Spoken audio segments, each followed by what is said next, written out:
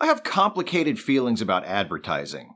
I'm not as reflexively put off by it as a lot of folks are. It's a reality in our capitalist society. Nothing is for free. And hey, if having to sit through a few ads every now and then means that I don't have to pay to watch every episode of a TV show or listen to every podcast, I'm okay with that.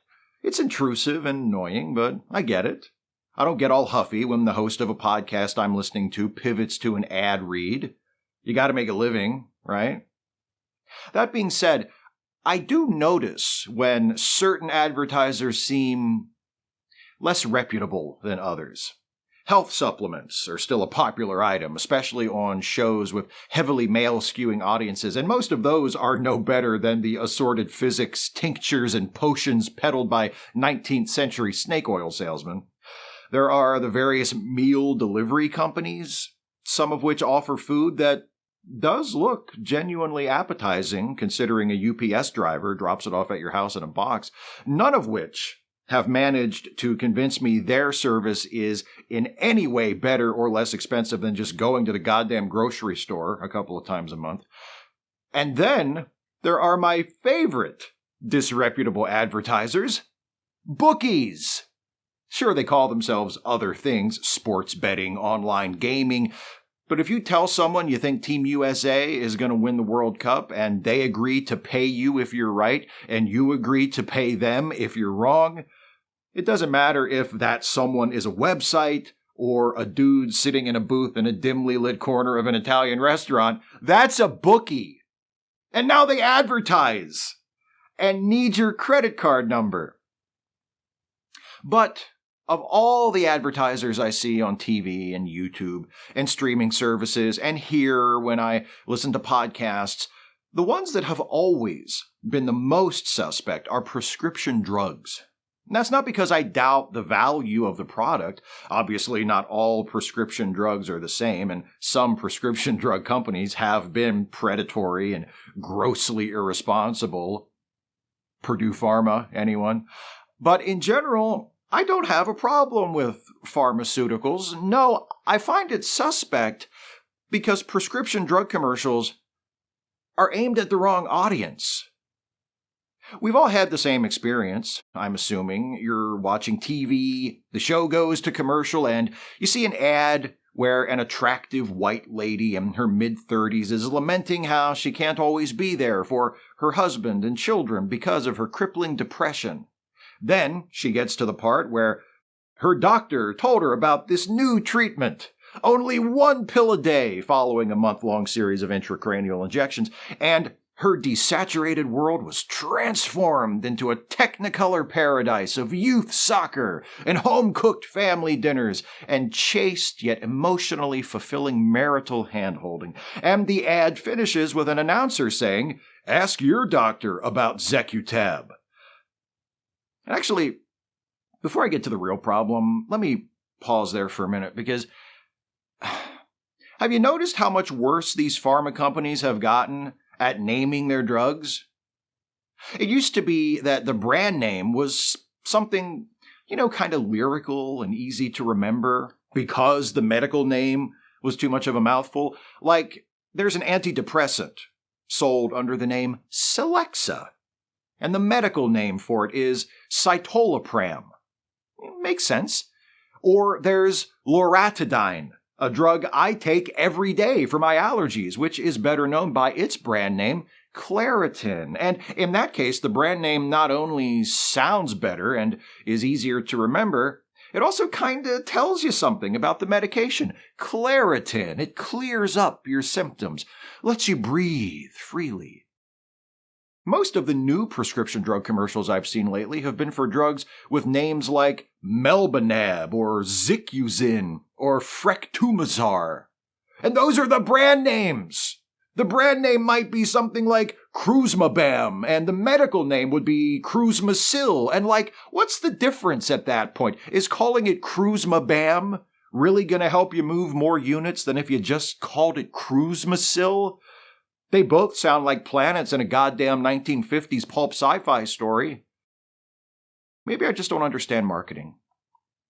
I really must not understand marketing, actually, because, like I said, My main issue with prescription drug commercials is that, and please pardon me if I show my ignorance, they're marketing their products to the wrong people. If I'm the person dealing with depression or rheumatoid arthritis or allergies or whatever condition this drug is supposed to help, why is it my job to ask the doctor about the drug? Isn't that backwards? Don't I go to the doctor so they can tell me what to do?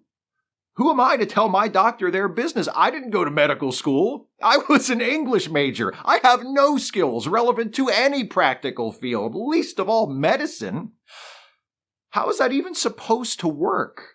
I see a commercial for a new drug that promises to stop pus from leaking out of my eyes, so I go see my doctor and say, "Hey, so about my pus leakage problem.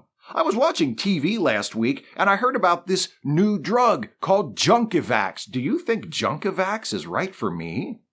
And my doctor goes, "Junkivax? I've never heard of that."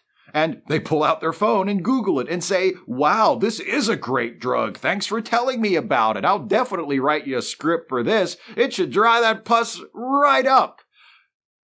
By the time Junkivax gets to the point that the manufacturer is producing TV advertisements for it, surely most doctors working in relevant fields have already learned about it, especially if it's as great as the commercials say it is. If my doctor thought Junkivax was the best drug to treat my condition, they'd prescribe it for me whether I said anything to them about it or not, wouldn't they?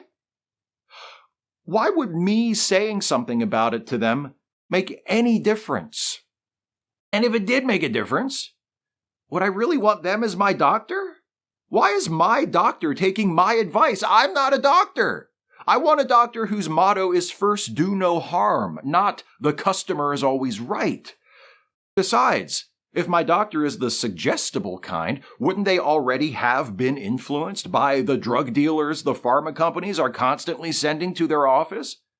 Isn't it a pharma rep's job to convince doctors to prescribe the company's hot new drug? Why should I help a pharma rep do their job? And for free, no less. If I go ask my doctor about your drug, and my doctor prescribes that drug to me as a result, that's me helping you sell your drug. That's me acting as a de facto pharma rep, isn't it? Do pharma reps work for free? I don't think so. But the drug company wants me to do it as unpaid labor? To hell with that. I want those drugs for free. I don't want you billing me. I don't want you billing my insurance company. I want you, the drug company, to cover the cost of my drugs yourself because I just did you a favor. I just sold you some drugs. I think that's more than fair, don't you? If the drug is so great, my doctor is probably going to be prescribing it to lots of people from now on. So even if you comp me my prescription, you're going to be selling a lot more to other patients. I think asking for my drugs to be on the house is completely reasonable. More than reasonable. I could demand a commission on every prescription for that drug my doctor writes from now on. If I'm going to do a pharma rep's job, I ought to get paid like one, shouldn't I? I can't think of any other commercials that aren't trying to sell me something, but are trying to get me to sell their thing to someone else. I know it's a little different with doctors because that's a profession, and you can only get prescription drugs through them, but I don't see commercials like that from other professions. I've never seen an ad for a notary saying, "Go tell your lawyer to hire me to notarize your legal documents." My lawyer knows what they're doing. They've already got somebody. Go find your own work. You know what the existence of prescription drug commercials tells me more than anything else? These pharmaceutical companies have too much money. They must have more money than they know what to do with, because even after the millions they spend on research and development, plus the millions they lavish on their overpaid corporate executives, plus the millions they spend lobbying politicians to let them do whatever they want, plus the millions they have to pay on the extremely rare occasions when they get hauled into court for, I don't know, inciting a nationwide epidemic of opioid addiction, even after all that, they still have enough left over to produce commercials to sell their product to people who can't buy it. That's having too much money. Whenever Democrats talk about raising corporate taxes, the Republicans always come back at them with, all you Democrats ever want to do is raise taxes. Well, when will the taxes ever be high enough? I don't know the number, but I do know the answer. When the corporate tax rate gets to the point where pharma companies stop spending money on mass market advertising for Vimuplat and Necvastan, that's high enough. Do not take Vimuplat and Necvastan together. Side effects of Zecutab may include spontaneous loss of limbs and pus leakage from the eyes. If Junkavax causes an erection lasting longer than 4 hours, consult a physician. Ask your doctor if moving to Planet Kruzmabam is right for you.